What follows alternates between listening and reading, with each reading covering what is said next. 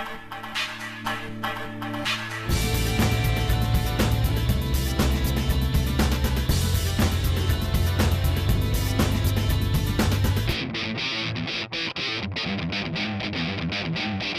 I'm your host, Kel Dansby, and thank you for joining us here for another edition of Cavalier Sports Report. Today, I'm here with Ameshia Kearkey. Hi. Hey, how's it going? So let's get right to it. First question, how does it feel to be number one in the nation? It feels good. Yeah, what was the feeling like when you guys first achieved number one? I know you guys started off the season at number one. You lost that one game, but what was the feeling like when you first found out that you were number one? It was exciting. It was real exciting. Any crazy responses from like your teammates that found out, or do you guys feel added pressure because of being number one? Yeah, we feel added pressure. Like we feel like now that we're number one, everybody's just so out to get us. Yeah, you get everybody's best shot every night, huh? Yeah. All right, so dealing with that number one pressure, how did you feel when you lost that first game? It hurt it. It hurt it. We were all sad, but we had to bounce back from it because we knew we had more games to come. Yeah, and haven't taken a loss since. 10-0 in conference play. How are you guys able to kind of get over that rough stretch of injuries and band together as a team? We just stay together, and Conrad just helps us out with everything. Going forward into the season now that the schedule's turning over, everyone has played you guys already, so there's no surprises anymore. How do you guys get prepared to go forward and kind of stay on the hot streak that you guys are on? Well, during practice, we have scouting reports and stuff, so we just have a plan for every game. I saw one of your practices, and you guys practice against guys wearing jersey numbers of the other team. Explain that to me. How does that work? Yeah, we go against the guys, so it's always hard in practice. So when we step on the floor for a real game, it's easier. Yeah, it seemed really intricate how your practice works. I was like, wait, they have the exact numbers. I went to your practice and then saw a game. I was like, they're playing the same people. Yeah. In practice, what do you think is the hardest part of practice to get through, and how does that make you better in games? The hardest part of practice is when we do the defense drills, and they're really intense, and it helps us get through in the games. It makes it much easier to defend. You were here last year. You guys did well, but obviously this year, number one in the nation. How did the addition of Brianna and Polly really help the team this year?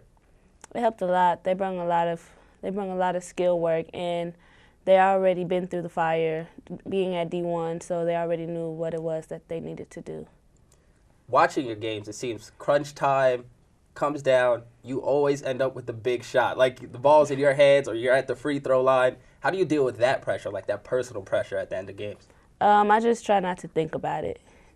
Yeah, that's a good way to go about it. Just treat it like it's every other play. Yep.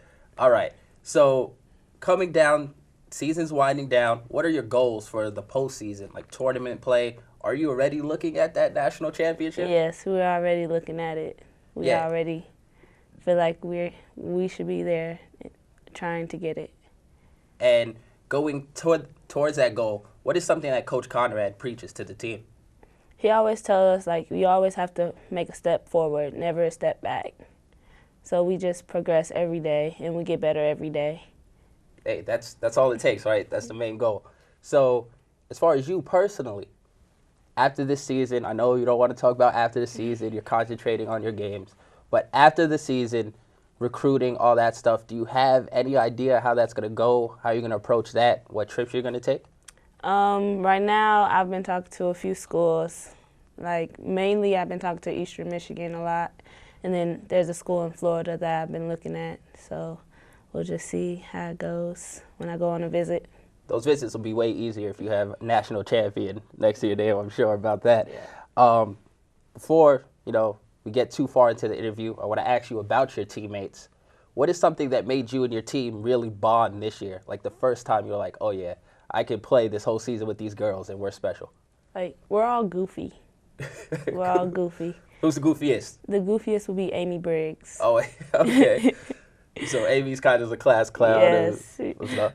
All right. That's a great way to gel as a team, I guess. All right, I'm going to ask you some fast questions. First thing that pops into your head. All right? Okay. McDonald's or Burger King? McDonald's. Funniest dancer on the team? Polly. Polly? All right. Let's go with best singer on the team. Ooh, there's not a best singer on the team. Worst singer on the team. I know before games in the locker room, someone's singing some crazy songs. You said you have Drake on your iPod. I know someone is singing Drake lyrics. Polly. Polly? So Polly seems like the goofiest. All right, let's go. Best game so far this season for you? I would have to say when we played Brown Mackey the first time. First game? Yeah. That's a good game. Last one, and this is going to be a hard one. You really got to think about this. The maddest you've seen Coach Conrad get in a game so far this season.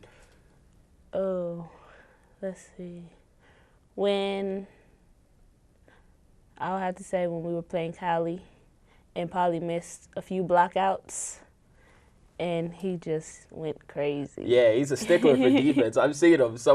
You miss one assignment on defense, you come out and he'll talk to you. Yeah. Hey, that's a mark of a good coach. But, all right, well, thank you for giving us some insight. Thanks for joining me here. Thanks everyone out there for joining us. This is Cavalier Sports Report, and I'm your host, Kel Dansby. Make sure you check the YouTube page and keep updated on us. See you next time.